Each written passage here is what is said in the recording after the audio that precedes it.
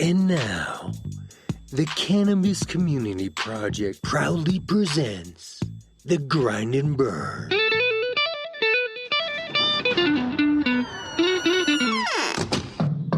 Open up, Colorado. It's 420. Time to grind and burn. This is not your son Stoner Show.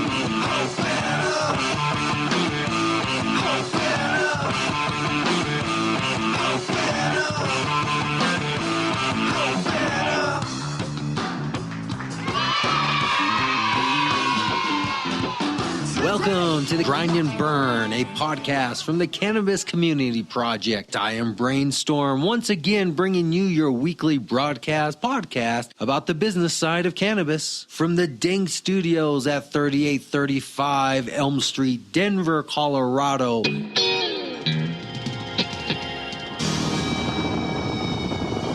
Thanks to all of our sponsors, and this week we're highlighting Dairy Berry's Recording Studio. Find him at dairyberriesrecordingstudio.com or call Mark at 303-456-8216. Oh, Cannapreneurs, how are you doing? Welcome back to the Grind and Burn. Thank you for joining me once again for another fabulous week here in Denver, Colorado. I am enjoying life. I am enjoying the slowly warming weather that is coming upon us for the summer. I am ready. Are you ready? The summer is right up around us. There's a couple events I want to tell you about. One is on June 11th. If you're in Colorado, close to the Boulder, Denver area, check out Netherland, Colorado for the Hemp Festival. I'm going to be there on Saturday. I'm going to be picking up my hemp brewed beer, my hemp brewed whiskey, and I'm also going to have a table set up there talking to young cannapreneurs in the hemp industry. So if you can make it, this is going to be a pretty cool event that you're going to want to get to.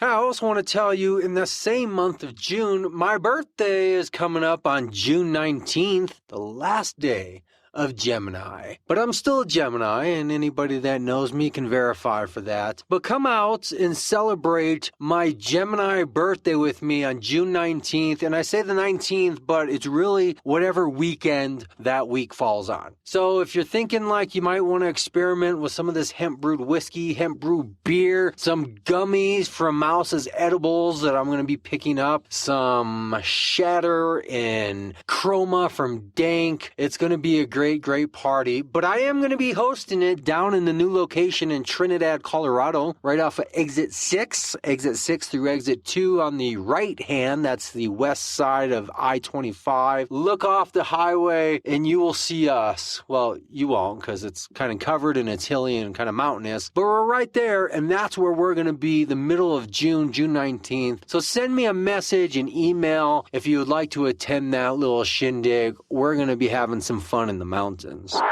You know, with so much going on this year, it's really time to focus on business, money, and growth and advancement. I mean, one thing is to have a hobby where you're basically just doing something because it's fun, it takes up some time, you're learning it, and it's more of a social interaction. That's kind of how this show started. The Cannabis Community Project started as a hobby, even though the intention was full throttle ahead business. It was kind of a hobby that first 6 months or so. Then I transitioned into more of a legitimate business by actually getting a website, upgrading the website, buying, hosting, and storage, getting memorabilia and swag made up. And now in year 3, I'm pretty much full speed ahead business. 90% of my time, I still do have to maintain a part-time job to make ends meet, but that's okay. There's no shame in having a part-time job. So if you're out there and you're working on your business, you're trying to get in business, you're debating, do I have to make this jump full in, head first into what I'm doing? No. You can keep a part-time job. Matter of fact, you probably should, right? Because stability, financial stability, is really what allows people to become and develop themselves as entrepreneurs. Having that baseline, knowing you're not going to starve, the rent's not going to go into default, you're not going to lose your car and all the other bad stuff that comes with not actually making money. When you get to a point where you have those minimal expenses, costs covered, but you still have ample time to pursue your other activity, well, that's the hot spot for the entrepreneur.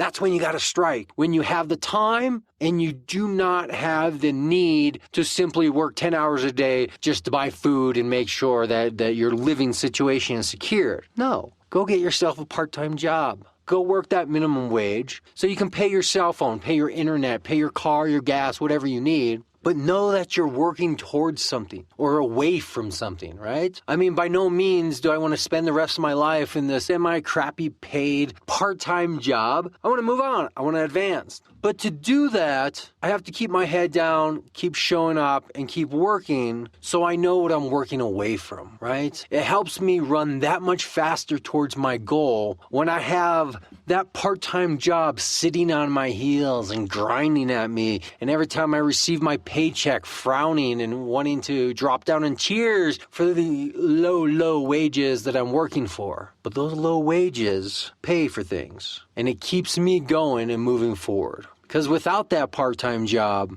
I'm not sure I would have made it past show number 7. And this is really where the important part of thinking about your business from a financial aspect, a planning aspect, what are you going to do for the future? This is where it all comes into play. And that's why I was so glad to meet up with Tyler Gunderson, sit down with him, and talk about the finance industry and entrepreneurship in the cannabis industry and how planning and financial planning really plays into this. Tyler is a man who went through the hardships of owning a dispensary and then losing that dispensary. But he also has some great education, and he's building some great experience in the financial side of the industry. He's going to help people like me, people like you, understand how to plan for the long term, get the financing we need, how to go out and ask for more money, raise money.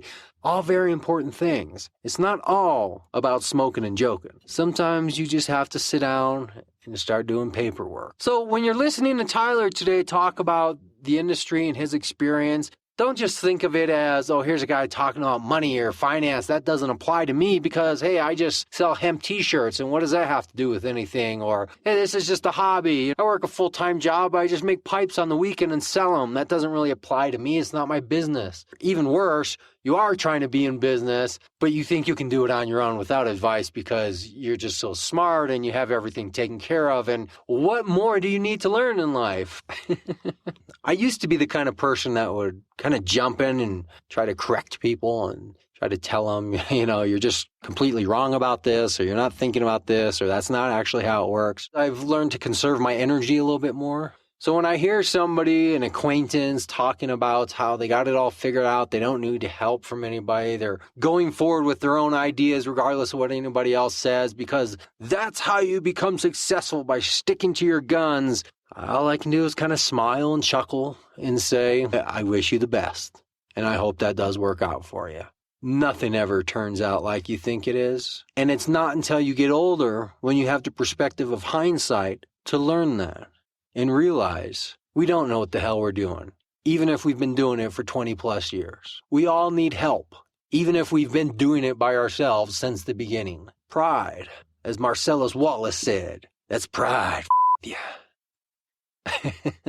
So let's jump right into this week's show. Let's get on up to our interview with Tyler so we can learn about finances in the cannabis industry. But before we do that, let's quickly jump back to our last week's short-term flashback memory relapse. Do you remember who we talked to? It was only a week ago. Think about it. What did we learn last week?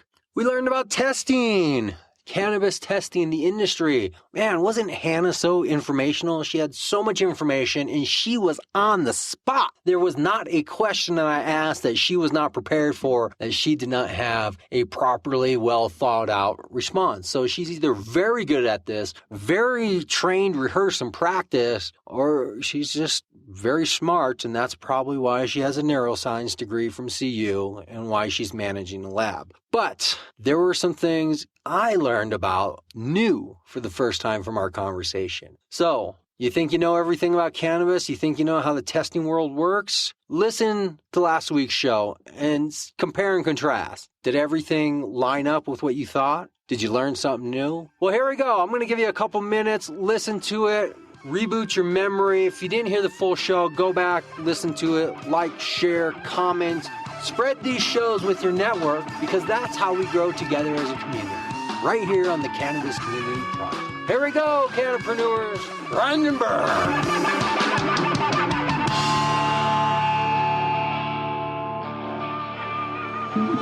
I'm Hannah McGregor. I am the Hemp Program Manager for ARM3 Labs, a cannabis and hemp testing lab in Boulder, Colorado. We've been around in Colorado here in Boulder since 2009. We primarily started testing for the cannabis industry. So with microbial, we test for E. coli, salmonella, and total yeast and mold. Your total yeast and mold count is, the majority of our failures come in that area. And the limit for Colorado is 10,000 colony-forming units per gram.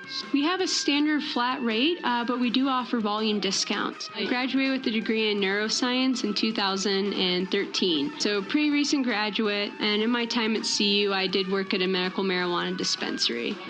Certain labs, you can test for, a variety of cannabinoids. One thing with our lab is we test for CBG and CBGA, and that is a precursor for THC and CBD. We have so many people moving into the state looking to use CBD medications, cannabis, anything for some sort of supplement or, almost looking for a cure. So I'd like to see that education be able to expand elsewhere so that this product can get more easily into the hands of more people.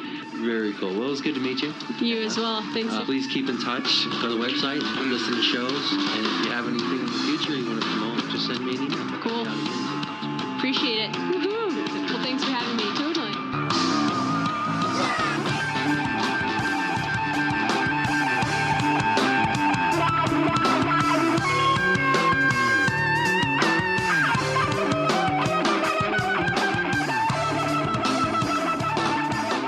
Hey, Cannapreneurs, are you inspired by the stories you hear? Maybe it's time for you to tell your own story. Do it right here on this show, CannabisCommunityProject.com, or email me personally, brainstorm at CannabisCommunityProject.com.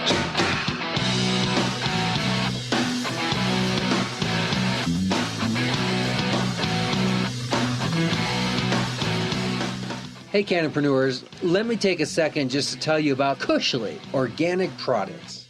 Their company puts out products that are used in hospitals, healthcare facilities, clinics, and homes throughout the United States and beyond. So Cushly has invented this very unique product that works like none other. I use it myself, and many of my close friends and family use it. What it does is it eliminates odor. It doesn't mask it. It's not a perfume. It's not a cologne. It eliminates it. And it's organic and it's non-toxic. And Cushly is one of the best. www.cushly.com. Also find them on Facebook and other social media under the same name, Cushly Organic Products. 6 degrees of Cushly. Yeah, it's amazing.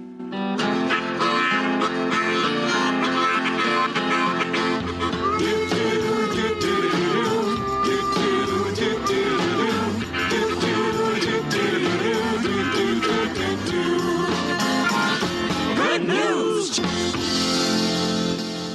Hey, how we doing? This is Jay Griffin from Dank. We're at 3835 Elm Street in Park Hill, Denver, Colorado. Come on down this Memorial Day for great specials on our foundation strain, Sour Diesel. Sour Diesel is a heady sativa, testing as high as 28%. We are going to be offering recreational retail eighths for $28 all weekend long. And on the medical side, you'll be able to walk at $18 eighths on Sour Diesel. Check it out.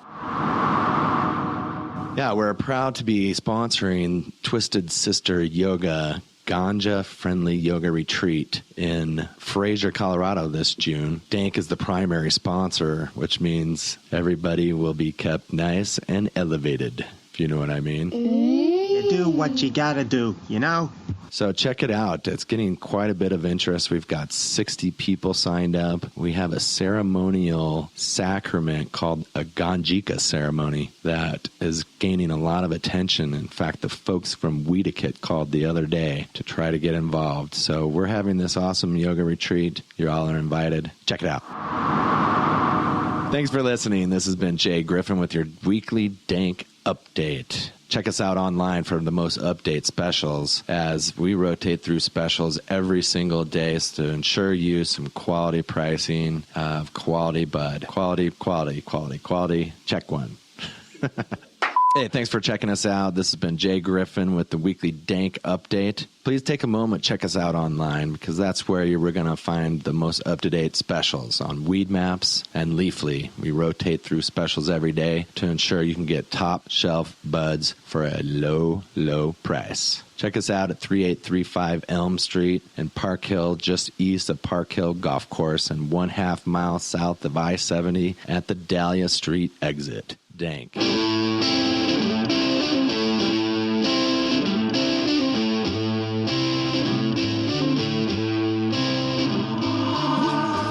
Well, good afternoon, everybody. My name is David Bush. I'm the president of the Industrial Hemp Research Foundation, and I'd like to welcome you to the very first fundraising activity that the IHRF has put on. We're at the Greenhouse in Denver, and we have a lot of interesting things going on today. We have several speakers on the general topic of industrial hemp on the cutting edge in Colorado. So we have people talking about some of the newest developments and most recent happenings in the industrial hemp industry. We have some demonstrations going on for hemp fiber, hemp building materials. We have some people who are in the industry selling consumer products. They're here today to sell some of their products and show them off. And we also have a very interesting silent auction that features a lot of hemp-related products as well as some other things. While they're at it, we also have some good refreshments, and I think we're just going to have a very good time networking with one another and learning more about the hemp industry.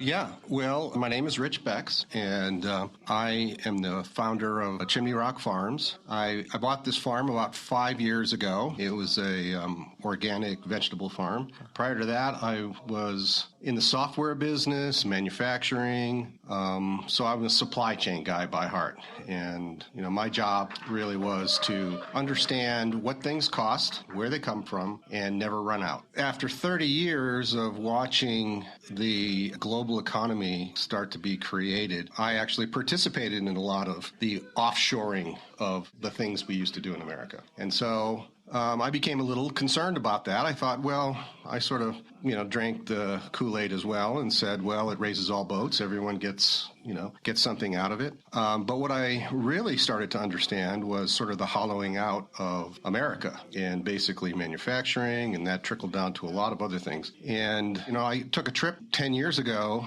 cross country, and I went through so many rural towns that were practically empty. I mean, there were a few cars on Main Street. Most of the businesses had been shut down, and, I started asking the question, how did this happen? And being a supply chain guy, I started to research it. I started to go into, well, why did we make the decisions that we made? Where are all the farmers? I mean, farmers used to live here. And then I'd go out and pass their farms, and I noticed, where are all the animals? There are no animals on these farms. And so as I started to get to the end of my career in manufacturing and software, I thought I needed to do something. I took a long vacation, sat on the beach, and after my third Corona, I said, now what? I got to do something. And I started thinking about agriculture. And agriculture is pretty interesting when you start to study really what it is and how it changed us all. I mean, before agriculture, we shared everything. I mean, we had hunter-gatherer societies where we were all pretty much equal. The moment that we converted into agriculture, we had private property, and private property then begat organizations, which then turned into governments, which turned into a lot of other things. So you can trace a lot of things right back to agriculture, and why did we make those decisions? And when we stopped moving and we started to use a piece of land to our own benefit, we would say, okay, that changed us. So what I decided was to figure out what I could do in terms of agriculture in order to make a difference. And so I looked around at the food system. I wasn't really happy with that. I don't think anybody's really happy with it. I don't even think the farmers are happy with it anymore. And so I said, well, what if I became an organic farmer? Could I make a difference that way? So I bought the farm. It's a 60-acre organic vegetable farm in southwest Colorado. It was the largest organic vegetable farm in the region, and we did exactly what the prior farmer did, which is, we tilled the soil, we produced all kinds of vegetables, and we were local heroes. I mean, people loved us. And it was gratifying to know that your CSA members thought so much of you. But when I added it all up at the end of the day, you didn't make any money. To work that hard and make nothing, having come from another industry where it didn't work anywhere near that hard and made a lot more money, I kept thinking, what is wrong with this picture? Why do the people who work so hard make so little? And so I realized that the food system, in a way, and I guess, Bernie Sanders is saying this a lot, it's sort of a rigged system in a way. It's meant for the people in the middle of the value chain and the retailers, and it's all geared around them. And farmers are price takers, and they have been mechanized, commoditized, have been turned, into a unit of production, and they are become price takers, and they take whatever price they're told that they have to produce at. And they're encouraged to produce more than we need. And so they oversupply the market, and they suffer. So if you look at a corn farmer today, a bushel of corn went for $3.40 a bushel just a few weeks ago. The cost of production is around $3, okay? So they're making nothing, and they're trapped in a system they can't get out of. And so I tried to figure out, well, how can I do something that is different? And that's when I did the organic farming stuff. I wanted to add technology. I went out and did a aquaponics operation, put fish in, fish tanks, and I did a closed loop system where I built these greenhouses that were passive solar greenhouses. We designed them. We constructed them on site with farm hands. Basically, we went to Home Depot and got the material. They're about 6,000 square feet. We were producing food with no fossil fuels. We had solar panels that would run pumps that would circulate the water to the fish tanks. The effluent from the fish would then be circulated down these deep water raft beds that were out in the greenhouse. And floating on top of those raft beds were styrofoam rafts with holes punched in them. And that was where the lettuce grew. So much to my surprise, the lettuce started growing like 3 times faster than I could make it grow outdoors. I had no weeds. I loved the idea. And so we started to move towards organic lettuce production, aquaponically grown. And again, the product was superior to anything in the region. People loved it. We were heroes. But the economics, again, got back to the fact that a conventional farmer would pay a migrant worker less than a penny to pick that lettuce out in the field. It would all be mechanized. And his economies of scale were so much larger that he was profitable and I couldn't be profitable. I realized that localizing the food system was going to be really hard to do, but it needed to be done. It needed to be done because when you look out on the landscape of, let's say, what are the things that are worrisome, one of the things that is very worrisome to me is the energy supply and climate. And as a farmer, you cannot ignore the climate. It is different. Ask any farmer. I don't care who it is. They will tell you it's different. They may attribute it to other things, but they will tell you it's different. And it's harder now. So the bottom line is that we need to figure out a way to compete, and we need to do it at a local level and a local scale. So that's why I made that investment. And it would have gone, let's say, nowhere and maybe have ended that story had it not been for hemp. And hemp sort of dropped in my lap about a year ago. I got 37 clones in Dixie cups from a friend. And within 1 year, I turned that into 5,000 plants.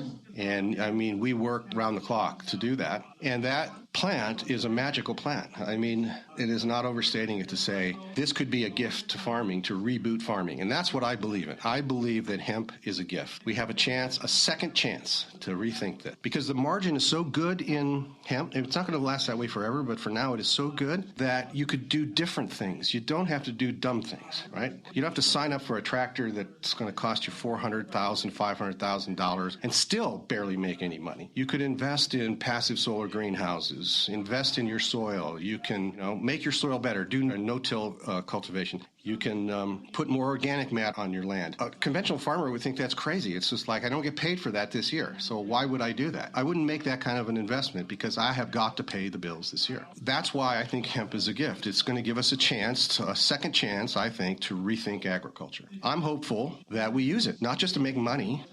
People will make money, but that we use it as an opportunity to rethink something that we did, and I think we did it wrong. And we have a chance to do it right now. And so this plant is, I think, going to change a lot of things. And I think people are going to realize that hemp really is a gift. That was such a great monologue that I don't want to stomp all over it because you answered all the questions I would have asked anyways. So all I want to do is just have you give your contact information of where people can find either your website or whatever you want to give. Yeah. What I'm trying to do is to get the word out. Take a second look at hemp and not look at it like marijuana. So our farm is in Southwest Colorado. You can reach me, Rich at ChimneyRockHemp.com. I'm on the web, so we have www.chimneyrockhemp.com. I have a website that sort of explains everything I just said. And the Facebook page, we spend a lot of energy putting it all out there. I mean, we're a research and development farm, and so we want people to know. And so every day what we do, whether it's cloning, transplanting, planting, harvesting, extracting the oils, the CBD oils, all of that is online. It's like getting a college course for nothing. There's a pretty nice community out there now, too, of people who are really, really passionate about this plant. Yeah, so Facebook, Chimney Rock Hemp. Very cool. Thank you very much.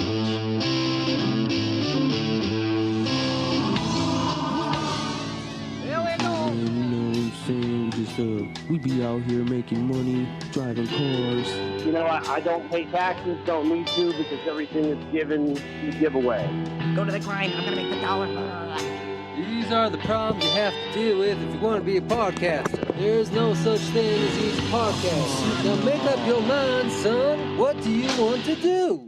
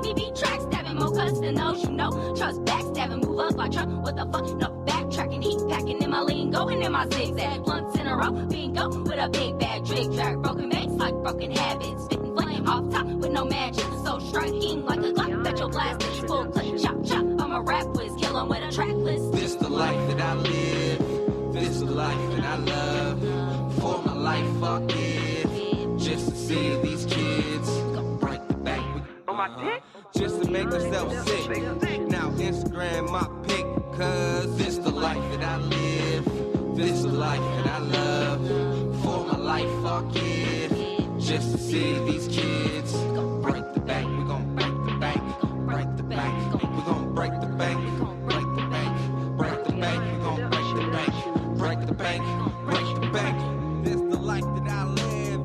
This the life that I love, bitch. For my life, fuck it.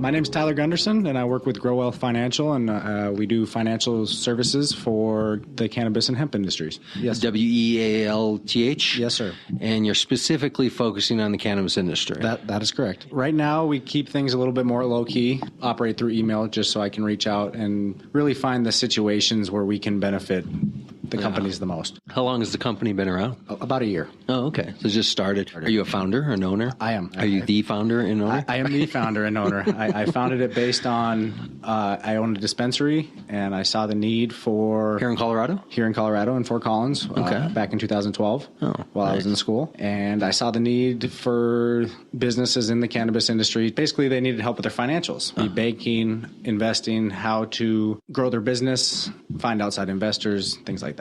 So you went to school for some type of finance or accounting? I did. Finance and economics, Colorado State. At Colorado State, nice. Yes, and then you owned a dispensary. So help me understand how you go from one to the other, and I would assume a short amount of time. So, absolutely. so what happened? In 2012, Fort Collins elected to have dispensaries, and then not too much longer later, the city shut us down. And that's when I decided to help businesses kind of beat that type of problem and beat the regulatory regulatory risk and figure out ways to do things.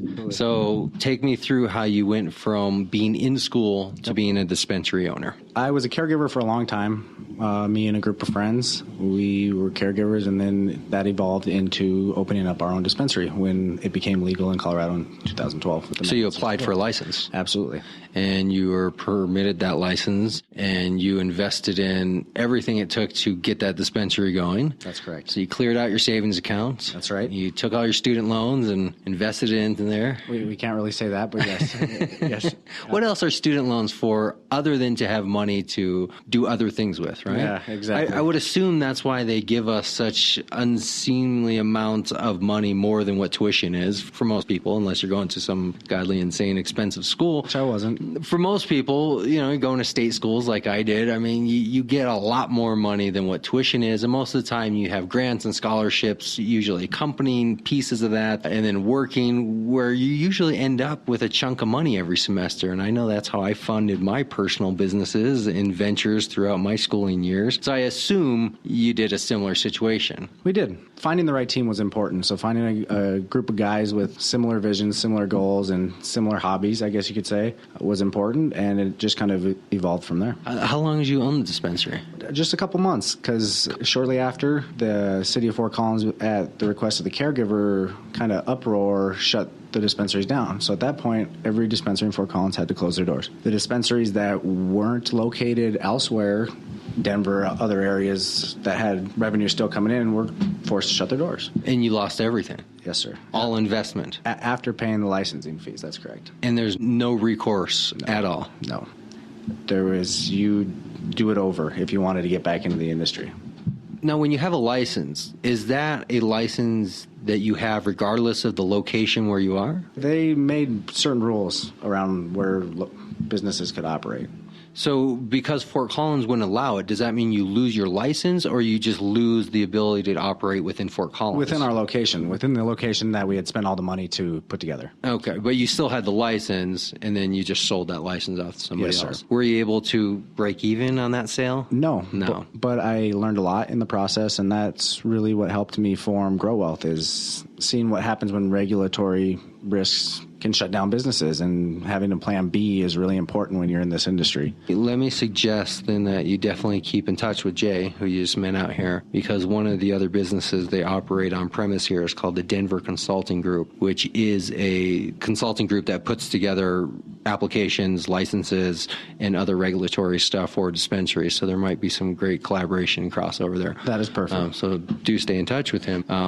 Right behind this building is the Denver Consulting Group, where Absolutely. every week they're opening up dispensaries all around the U.S., actively involved in those application processes and the whole deal. Kush Bottles is kind of a bigger company that they're an affiliate with here. Absolutely, they're out of California. Yeah, and then they have the Denver Consulting. And then if you look to your left as you go out the back door, you'll see another building, which is currently under renovation, which is going to be the new event space, co-working space, cross-media space. It's going to be a new building, but it's going to be smoke-friendly over there since it's Awesome. off-premise from dispensary. Awesome. So this block right here is really growing and becoming a cannabis community in all senses. Many businesses, even in this building, there's a couple other businesses that operate under this roof. Absolutely. So. And that's really what my background. I've seen the power of what, cannabis can do to an economy, whether it's, your little towns all over the Colorado that are now businesses like you just mentioned are popping up, not even necessarily cannabis businesses, but, you got your yoga businesses, your ancillary services, all types of things. So. What is your specific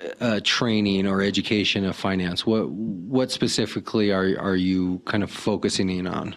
Investments and investment banking. So you're not necessarily a stockbroker. You're not an accountant. I also have my stockbroker licenses, so I can help people with that part of the industry. But right now, really the businesses that are in this industry, I recommend always putting your money back into your business, because that's really where you're going to grow. That's really where you're going to see. That's where you have the most equity, and that's where you're going to see the most profits. If you have a business plan and you have a vision, I always encourage to put money back into that, especially when it's just getting started. Would you say you're then more of a consulting aspect of it, where you're helping people through the process of setting up their investments, doing some analytical comparison, that kind of stuff? Absolutely. That's why I left it at financial services. So I help people from anything from, finding banks to work with to, to coming up with investment strategies, retirement planning. But my focus is in investment banking and getting businesses funded in mainly their second and third round stages. So not so much your seed money, but the next step to help your more established brands grow. Are you familiar with Canopy Boulder? Absolutely. Yeah, I was going to say, there's probably a whole group of people every semester up there that would love to talk to. And that's exactly what I see. I see, being able to feed from them, take, the companies that become successful based, out of their program and helping them with the next level. A lot going on up there under the bigger ArcView umbrella. Kind of a different path of business where if you're really looking to team up with an organization, get a small chunk of money and kind of take that route. Other people are looking to kind of do it on their own, just get the money and try to do it on their own. What relationships have you found locally here with banks? Are you finding commercial banks to be receptive? Are you having to go to credit unions and local regulated city and state level banks? What type of relationship are you finding? You just nailed it exactly, on the head. We have to find more service-oriented businesses. The commercial banking industry, no, they are not touching it. They're staying away. The guys, they don't even really want to talk about it right now. Just mainly because it is Schedule 1, and, until things change on that level, they are not receptive. The minute things change, they're going to be very, very receptive because it's a booming industry. Yeah, I'm in a dispute right now with Chase over closing my bank accounts. My lawyer and I have a phone call on Monday to them because I am not a cannabis business. Yep. I don't grow, touch, sell, distribute. I don't do anything with cannabis other than talk about it and have the name in my title of business. And they use that as a basis to close my account. So there's potential litigation there. and that happens everywhere. Yeah. That's happening all over the state. It's forcing these businesses to turn into a cash model, and that's dangerous. Other businesses don't have to go through that, and neither should cannabis businesses. Right. Or businesses who aren't cannabis businesses, exactly. who are just media businesses that just have the name cannabis. And that's what it is. Yeah. It's a naming thing. The state of Colorado did not have a problem with me forming my LLC with the name cannabis in it. I don't know why the bank should have an issue with it. Exactly. If the IRS can give me a tax number based on what I declare, the state of Colorado can register me. I think a bank can stand behind that and say, if a state can do it and the IRS can accept it, I think we can take our risk also. And that's exactly where I believe things should go, where things will eventually go. And right now, like you said, it's really only the small credit unions and people that had existing relationships with bankers that now know them, basically can turn around the negative stigma of the industry and, vouch for the people instead of the businesses, I guess, is really how they're looking at it. Well, I suggest people just do what I did, which is just redo your paperwork online with the Secretary of State. So my LLC was the Cannabis Community Project. It is now the Cannabis Community Project. Exactly. And this is how ridiculous of a world we have to live in.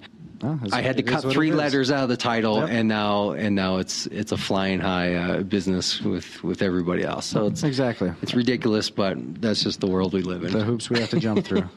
Speaking of investments, are you familiar at all with cryptocurrency? No. Bitcoin? Bitcoin, yes. Okay, Bitcoin is cryptocurrency. Okay. Cryptocurrency would be the big general term, and Bitcoin would be one of many types of coin that exist under cryptocurrency. Okay. This might be something you want to look into as a financial person. Absolutely. Looking for investments and looking to help guide people that are cash businesses into safe, secure ways to put their money that banks won't allow. We won't go into a whole conversation now about it, but definitely something to look into because cryptocurrency is a place that allows people with large amounts of cash to put their money somewhere in a safe, secure place. Safe and secure, not valuation, just safe and secure that nobody can steal it from you, nobody can get it from you, and it's not going to just disappear one day. Doesn't mean the value will drop to zero. It just means it's safe in its location. So look into it because I think there might be some good crossover there, especially with what's going on in the industry. Dispensaries are popping up with Bitcoin ATM machines. That's what I've heard, yes. And what this does is it allows me as the customer to make a purchase anonymously because cryptocurrency is an anonymous form of currency. And it allows the business owner to have a 100% perfect record-keeping system because cryptocurrency works on what's called a blockchain, I guess. Like a wallet for Bitcoin? Kind of. I mean, a a wallet works on a blockchain technology, which is basically just a record-keeping technology that cannot be falsified and is 100% transparent and is infallible. Sounds perfect. So there's a lot of crossover with finance, and I think with what you're doing, you're definitely going to want to look into that. Perfect. And since you're going to be in Walsenburg, you should just come on down to Trinidad and hang out in one of our meetings that we have where we talk about this every week. I would like that. I would like that. Yeah. Definitely. It's called the Aurora Cryptocurrency Center is the name of the place. And the new location being formed down in Trinidad just this last week bought up 70 acres of land where we are reviving the town of Morley, the mining town of Morley, and we're going to make it the new 2.0 mining town of cryptocurrency. We're going to start mining cryptocurrency from there. That sounds awesome. So cannabis friendly. Anybody that wants to come camping, bring your tent, come on down, hang out in the woods, the mountains. And yes, it is the mountains, even though it's Trinidad. That's right. Believe it or not. That's right. So, where were you born? I was born in Bismarck, North Dakota. Right. How did you get to Colorado? I moved here when I was young. So I grew up in Fort Collins. I pretty much consider myself a native, even though I can't technically claim it. I feel that way too. I was born in Madison, Wisconsin. Left there when I was 7. Okay. Lived most of my life in southern Colorado, northern New Mexico, Four Corners area. Yep. So I consider myself kind of from here, even though I was technically born in Wisconsin. Exactly. I just actually moved back from Minnesota myself to Minnesota. Huh? That's right. That's right. What do you got there? Family, friends? Family. Yes. I was doing financial advising up there in the more traditional sense, working with your farmers and your ranchers. And Minnesota is coming along. Not as fast as Michigan, not as fast as even probably Wisconsin, but they're coming along little by little. Little by little is what I think will be the savior is the Minneapolis-St. Paul area seems to be turning into the new hipsterdom, Austin, Texas kind of cool place where people want to go and hang out if you're cool. Absolutely. And that might be the one thing that kind of helps push that state where it needs to go is the influx of people coming in those kind of big cities being the center points of politics for the rest of the state. But it's a big state, so that's right. Who knows? Right. No, 10,000 lakes, right? Yeah, right. Right. What does that mean, though? What defines a lake? I think they have 10,000 ponds. 10,000 ponds. Absolutely. Great place. It is. A little cold. Absolutely. During the winter, yeah. So you grew up here, you went to school in Fort Collins, got a finance degree, went through a couple months of a dispensary, got burned there, and then decided don't really need to be involved in a dispensary to be involved in cannabis. You just need to take your skill or your training and apply it to cannabis, which is pretty smart, right? Owning a dispensary, if you've never owned any type of retail, it is just as ridiculous of starting a McDonald's, or starting any type of store where you have no real retail experience. Yeah. But if your experience is in finance, then all you have to do is just put the word cannabis in front of it, and now you have a legitimate business. That's what I tell everybody. Don't quit your job and go find a job in a dispensary, because first of all, you'll make minimum wage, and there's not a whole vast amount of skills you're going to learn outside of just growing, cultivating, and retailing weed. Exactly. But if you want to take where you came from, whatever world that was, and now just put the word cannabis in front of it, you don't really have to quit anything. You just refocus your demographic of who you're marketing and who you're going after. And I think that's a great way to do it. Exactly. You got to do something you're passionate about. And that's what's great about these programs like Canopy, ArcView, is they're giving people in the industry a chance to do something they're passionate about. That's awesome. Yeah. That's what it takes to progress this industry. What did it actually take? You said about a year you've been in business. What did it actually take to put that stake in the ground? Did you just have to get a business card and just start telling people this is what you do? Did you actually have to build a website? Did you have to go register an LLC? Tell me a little bit about the basics of what you did to actually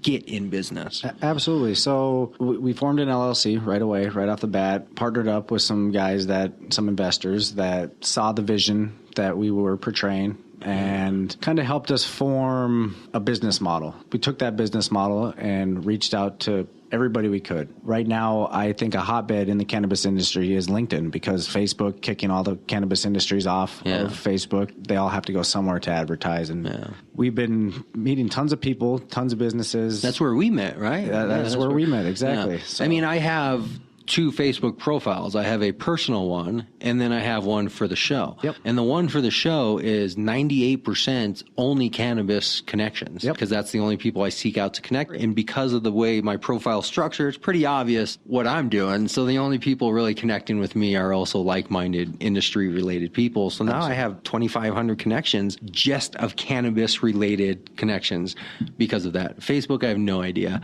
I mean, I'm sure I know how many are in my group and on my page, but I don't know the actual connection of their profile in the industry. Exactly. I think LinkedIn is also better myself. Exactly. I mean, so it's provided a place where, you know, all these people come and all you have investors, you have people starting businesses, and basically we just started connecting the dots. And really what we wanted to do was maintain confidentiality. We don't want to be out in people's faces waving this around. We want to be a legitimate business that helps people run legitimate businesses. So what that means is our advertising model is a little bit different than you see some of the other funds that are currently around, and in that we don't come out and flat out say that we're a cannabis only investment fund, because we think that paints a target on your back, like you mentioned with Chase Bank. I mean, that's I see that every day. Right. And you might exclude clients that there's no reason to exclude, right? Absolutely. I mean, just because somebody is not specifically a cannabis business doesn't mean they can't benefit from what you're offering. Absolutely. So there is some good logic behind that. Yeah, exactly. We need other things to invest in that kind of hedge our heavy involvement in cannabis, because there's a lot of regulatory risk in this industry right now, and that's what we're doing is we're mapping the way for people to get into the industry and avoiding regulatory risk. Did you write a business plan? Yes. How extensive? How lengthy? Detailed? It's gotten more extensive as we go. It keeps growing. I think that's, the key to a good business plan is adaptability. And as you start building a business, you learn that not everything is as you envision it in the beginning. And we've had to adapt. We've had to deal with a lot of things legally. What was the first draft of the business plan? Give me an idea. Did you sit down one night with you and your partners and just kind of hammer it out, do an all-nighter? Was it a thing where you kind of started, did a few pages, passed it along somebody else, and then you collaborated? Because I'm a believer in business plans. I'm a believer in just planning, and planning for the purpose of just understanding what you're doing. And I tell people, write it down. Always write it down. Exactly. If you have an idea and you want to pursue it, don't just talk about it. Write it down so other people can collaborate with you, and you can see where you're advancing, where you're regressing, where things aren't working out. That's exactly right. More heads are better than one, and I've always had that model. And so that's exactly what we did. Is we found some experts in the industry, or people that we believe are experts that have had a long road in the industry. Whether California has been medicinal since 1996. So we reached back into California, found some people that have been in the industry a lot longer than people in this neck of the woods, got some expert opinions, I'd call them, and went from there and just bounced the business plan back and forth. And I still maintain working, my normal job while I did this and put it all together. That's a great piece of advice. There's people probably listening to this going, I can't write. I never went to school per se. I finished high school, but I'm not a college person. I didn't do a business program. I've never written a resume, let alone a business plan. You went to school, so you probably have written business plans. Absolutely. Right? You probably have written reports, but yet you still went and sought out somebody else to base everything off of. Instead of going out there and saying, why not write a business plan and sitting down and typing up some manifesto, you still went and got somebody else. Absolutely. So what that tells me is that anybody can do a business plan. You don't have to be a business major. You don't have to go to school. You don't have to do it by yourself. All you have to do is have the balls enough, the courage, the desire to find somebody who's done it before you and just ask for some assistance. Exactly. Right? If you reach out to people and you share, kind of what you're trying to do, you will, if you ask enough people, find people that align with those goals and those dreams and those aspirations and want to help you. And that's really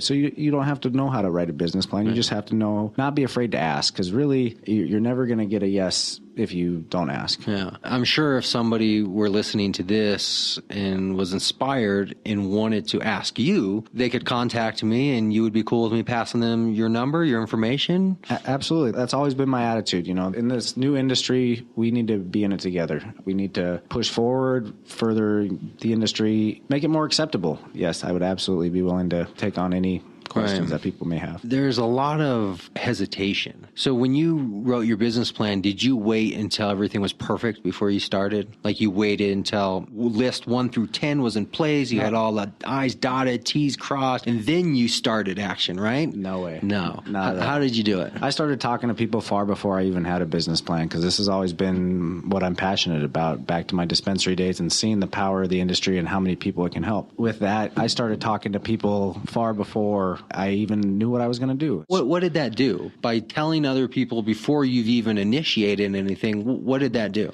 Besides make me look stupid to some, it opened the doors to talking to others about what they're doing in the industry, what directions other people are taking. Eventually, you find people that you can provide value for and that can provide value for you. Did you find it pulling you along by telling people what you were doing rather than keeping it to yourself? Yes, 100%. It helped form and seek out what the industry really needed in an exact niche. And without it, my business plan was so scattershot because I do so many different things. Now I've found a team that handles the retirement planning piece of it and the investing part of it, a team that handles the banking part of it, so that way I can go out and really focus on helping these businesses find the funding that they need to grow. You know, I think that's probably just the key right there, is to tell people, because keeping things to yourself, I guess, relieves you of obligation or recourse and responsibility. If nobody knows I'm trying to start a business, nobody knows I failed at trying to start my business, right? Which means if nobody really knows I failed or I'm going to fail, then I guess I don't really need to get up this morning and do 100% of what I need to do. Maybe I can do 80%, because after all, if I fail, well, I haven't told anybody, so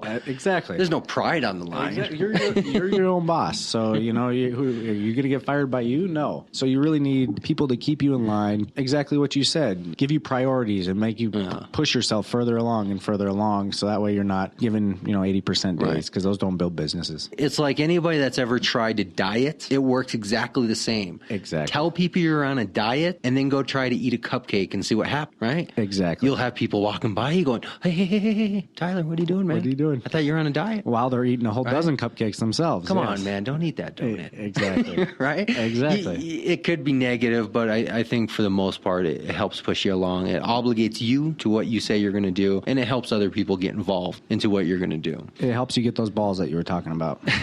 So I'm a business, or I'm thinking about a business, and I don't really have an accountant. Matter of fact, I don't really have any money. Just barely opened my business banking account. Should I still be financially planning for my future? No, you should be concentrating on putting all your energy and all your focus and every penny you have into your business plan if you believe in it. Okay. Because you can't have a future without building something first. Okay. And that's really what it takes. So you can build something over time, gradually working in the traditional sense, or you can build a business and work when it's appropriate for you. Let's say the business doesn't matter. I'm a dispensary. I'm a hemp textile maker. I'm a hemp seed manufacturer. I make pipes. It doesn't matter, but I'm some type of cannabis business. Can you give me like a 3-step? These are the 3 things you should think about when thinking about the financials of whatever business you're getting into. Doesn't matter if it's a multi-million-dollar business or the mom and pop working out of their garage, getting T-shirts pressed off the line type thing. What are some basics we should be thinking about from a financial aspect? Anytime you're creating a business, I'd say first and foremost, keeping your business and your personal things separate. As you know, if you mix business accounts and personal accounts, it just gets hairy for your accountant, for your business. It makes things harder down the line. But hold on, I'm mom and pop business, right? All I'm doing is selling some hemp little hats that I made, right? And I'm just a sole proprietor. Matter of fact, I'm only registered as a sole proprietor, no LLC, nothing like that. So does it still matter that I'm mixing my personal stuff with what I'm doing for those little hemp hats I'm making? It depends where you see the vision of your business going. If you're trying to create a business where you are trying to do more than sell little hemp hats and you want to make a brand out of it and turn it into a larger scale business, then I'd say yes, start in the beginning mapping that out, because then you don't have to unwind things as your business gets bigger. Yeah. If you want to stay and do it as a hobby, sell hemp hats on the weekends and at festivals and in Red Rock's parking lot, then by all means, I don't think it matters to mix business and personal.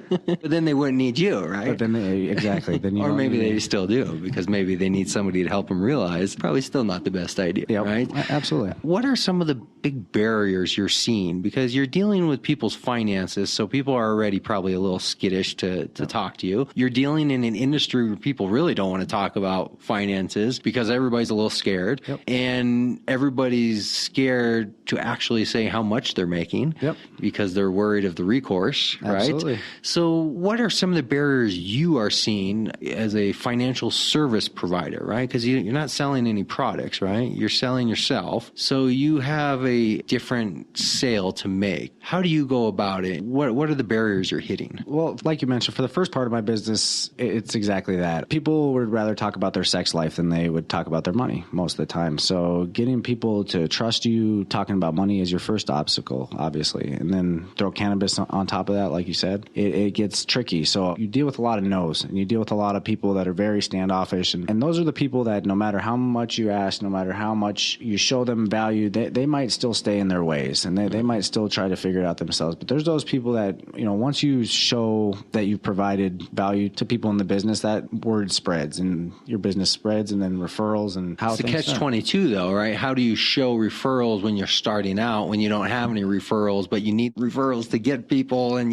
it's very much a catch-22. How are you going about it? What is your strategy and your daily marketing? Well, there's two parts of my business. One is, raising the money for the investment fund to be able to invest into these businesses. So I'm talking to investors all over the country, actually all over the world, that are looking to get into the cannabis business that are very, very hesitant to do it. They say they want to get into it because they see the potential. They've heard, the stories of the lines in Colorado. You go to every dispensary in the state. I don't know any other business you wait in line for. Krispy Kreme was the only one I knew of. Matter of fact, I have a rant not too long ago I went on where I remember when Krispy Kreme came to Colorado. Exactly. There were lines. Absolutely. But then I broke it down in this very long, well-worded rant about how today you find them in cold boxes in 7-Eleven. Yes. And how that transition happened. But you're right. Other than that, there's not too many businesses, unless it's intentional, where people are standing in lines to get your product. Exactly. So there's definitely a demand. Yep. Now we're dealing with the how do we supply it. Absolutely.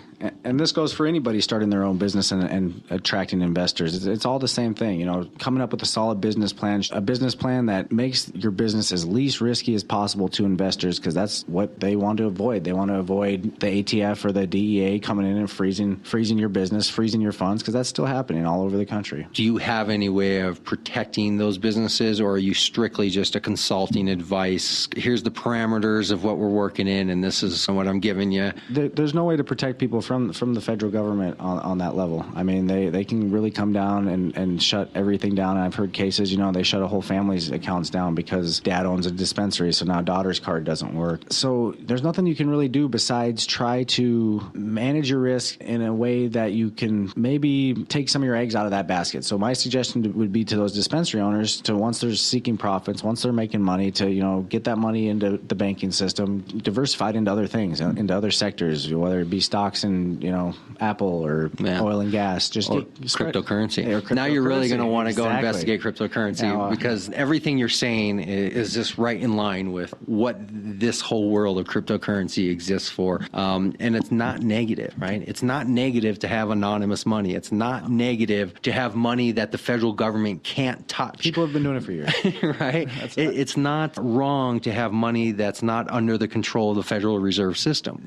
That's just bad for some people, but it's not wrong as an individual or as a society. It's not morally, ethically wrong. There's nothing illegal going on. It's just who controls the money and who has the ability to stop it or take it, as you're saying. Exactly. And put your money in cryptocurrency, and there's no feds that are going to be able to come and take it unless they physically come and take you and all your computers and everything else. And the people have been doing it for years, like you mentioned. And offshore banking really has a bad taste in a lot of people's mouths, but it really isn't the negative stigma behind it. Sure, there is, some that's not, the money's not here on American soil, whatever the case may be. People have been doing it forever, and it's not illegal. Well, the only stories we hear are Panama paper type stories. Exactly. So when we do hear about it, negative press, it's the most conspiratorial, low-down activity of scoundrel attorneys and this is what we hear about. Exactly. But I mean, offshore banking is not illegal, and there's a reason why it's not illegal. You're just supposed to do certain things when you offshore bank. Not doing those things are what's illegal, but the act of just simply having your money offshore, there's nothing morally or legally or anything wrong with that. No. It's the transparency issue is what I think is what the root of it is. Exactly. And I think what morally is wrong is having, businesses, forcing businesses to keep tons of cash in their houses with their families. And, right. That's a huge security risk. And it's just... in their place of business, on their persons, when they're traveling back and forth. Right. That is morally wrong in the sense that where there's high cash, there's higher potential of crime. Exactly. And you could mitigate that by allowing people to not hold large amounts of cash. So by not allowing that, you're kind of intentionally saying, I'm allowing the risk to happen. Exactly. Yeah. And you're not allowing, that money to get into the economy and into other parts, into other sectors. Like, people aren't going to keep all their cash, and it's going to go everywhere. And as you've seen Colorado, just the economy, look at it since, marijuana's become legal, and the growth in this state, and the people I talk to every day that have moved from all over the country just to come here. And, a lot of them, like you mentioned, it goes back to the bud tenders comment you made earlier. A lot of those guys, you don't get paid a lot to be a bud tender. You got guys coming from all over the country that lived in a place where marijuana wasn't legal that now think it's the absolute best thing in the world to work in a dispensary, rightfully so, because it's what they moved here for, and they're willing to do that for a lot less money than some of the locals. But I guess if you're coming from standing behind a counter at Conoco for minimum wage, and now you're looking at minimum wage standing behind a counter of a dispensary, you're right, dream job. Exactly. But if you're actually looking to advance in life financially, everything, not just how much you get paid, but your whole status in life, being a bud tender may not take you as fast as you want to get to where you want to get to. But the problem that it points to is just the lack of jobs really available in the industry, which is why we need more people doing kind of what you're doing, is just taking whatever you do in normal life and just putting the word cannabis in front of it to expand the cannabis industry, but also expand the type of jobs and careers of people involved. So if I'm a physical therapist and I want to be a cannabis involved physical therapist, there's my outlet. I don't have to go be a bud tender. I used to be a physical therapist, but now I'm a bud tender because I want to be in the industry. Just go be in the industry. Just be a cannabis physical therapist. Well, exactly. And it goes, there's nurses now that are cannabis supportive nurses, and there's natural medicine, and NDs rather than your MDs are becoming all more prevalent as the prescription problem in America, and just losing Prince. And, the country is going to change. The country is going to change. It depends what side of that you want to be on, really. And because the industry is going to move forward, people, now is the time to get in. If you have those ideas, if you have a good plan, like you mentioned, that doesn't deviate too much from what you were doing before, why not? Yeah. People want new ways to manage their pain rather than, going to the pharmacy. A cannabis physical therapist sounds amazing. There's not much more pain that comes than not being able to deduct normal business expenses, than having to pay full taxes, than having to classify yourself as a business but not participate in any of the business benefits. Exactly. That's very painful also. Sit on the ground. So what was your vision when you started this service? Where did you kind of envision it taking you? Expanding into a full financial company, multiple aspects of the financial industry, offices all around the state. What was your big vision? So my big vision was to always be headquartered out of here, but I want to work all over the country. I think it's important to diversify. So within my fund, we're going to diversify geographically, state by state. As more states get legal, we're going to have the necessary inputs already set up in these states where people can come in and make good businesses. And you're wanting to run a fund and do consult? Absolutely. Okay, so you're not just doing consulting, you're also trying to build a fund that people can invest into and that you can all profit off. Consulting is really what I do just because my passion for the industry. I've been in it a long time. I know a lot of people within the industry, and I love to connect people, and I love to talk to people about what they do. So the main purpose of my company is this fund and is to get more businesses funding all across the country, but consulting is really my love. Now, is this a fund where you're investing in startups, or you're just diversifying and just doing across the board everything and trying to accumulate a 3% return? I mean, what is the fund? So basically, living in Colorado, we got the opportunity to see kind of what happens to an economy when marijuana turns legal. If you look at things from businesses that weren't geared towards the industry, for example, your hydroponic stores in the industry. If you look in Colorado, there's some big chain hydroponic stores that within the time that the industry went legal, quadrupled the size of their business. And those are really what I want to be able to capitalize on, and what I want to give my investors access to is those kind of returns that aren't as risky as some of the other things like your dispensaries, your cultivation sites, and things like that. Yeah, a lot of people going after the pie in the sky type investments. So I want to invest. What do I need to invest in your fund? So right now, the way my fund works is we're taking on money from accredited investors. What that means is right now we haven't really come up with a way for everyday people to get involved in a fund. We can't open a mutual fund of cannabis right now. We just can't. There are companies that are working that out currently and trying to figure that path out, but it's legally, it's a much tougher route than a limited partnership. Even pursuing something through like the Jobs Act of 2012, where you're getting non-accredited people to buy micro shares of companies and do that kind of stuff. Are you really looking at it as kind of a just conglomerate fund, credit investors put big amounts of money in, and you go after a few projects a year? Or is it something where you're looking to have many people, and then you're going after many different projects, all bringing in small returns, but collectively it's adding up to a bigger number? What I see is many different projects, and really my reasoning behind that is I want to further the industry. I want to progress cannabis into every state, as I already believe it should have been a long time ago. So to do that, I think the biggest impact would be to find big money and get it into the industry, and that's what we're really looking to do. On the side, that's opened the doors for a lot of side investments. A lot of people are looking for seed money or getting their businesses up that don't have revenue streams yet. I do have routes to take, like you mentioned, Canopy, ArcView, and some other routes are out there that people that are creating startups can take. Really the companies that are producing revenue, that have figured out the regulatory issues within their company, that are looking to grow into new markets. Yeah. What one thing do you need that you don't have yet to really make what you're doing take off? I would say more state support. This industry, it's so new. At least the legality side of it and the recreational side of cannabis is so new that it's working everything out and staying compliant is really our main focus. And this election year is going to be huge. Yeah. So many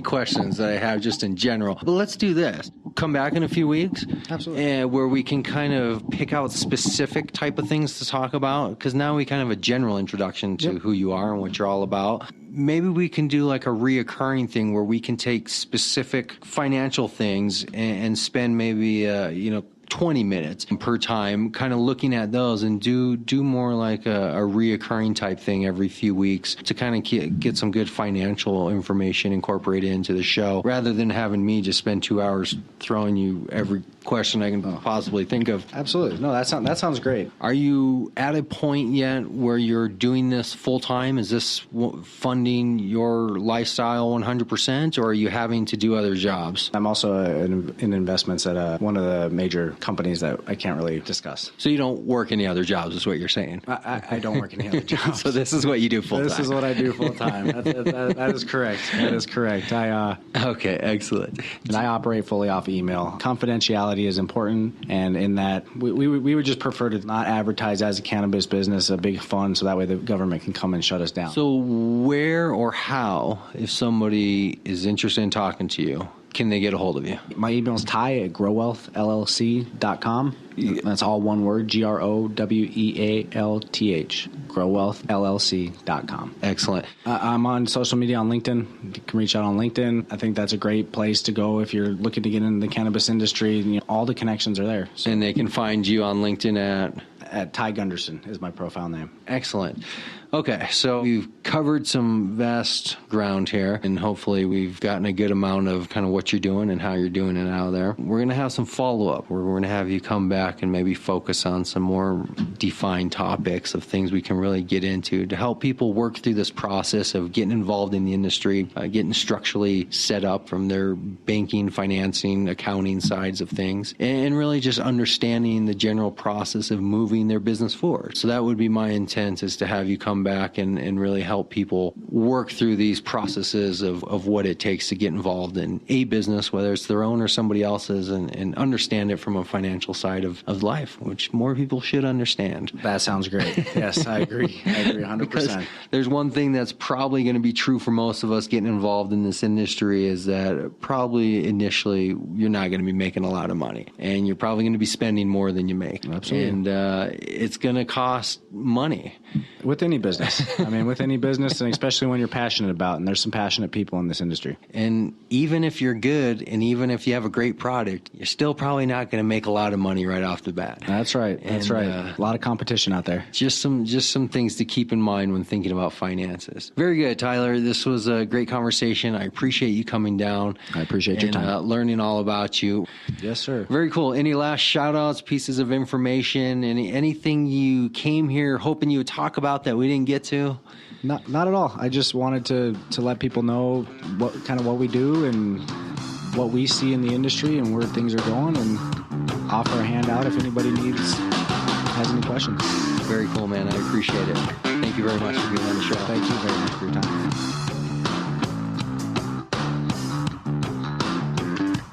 That's all I got for you this week, Cannapreneurs. Thank you for listening in, and thank you to everybody that's been supporting this community over the years. Keep following us after the show on all the social media, Facebook, Twitter, LinkedIn, Mass Roots. We're out there. You can find us just about anywhere, even YouTube. So make sure to come back next week and join us for another show where we'll be discussing more topics, interviewing more guests, and this is getting bigger because of you. We'll see you next week.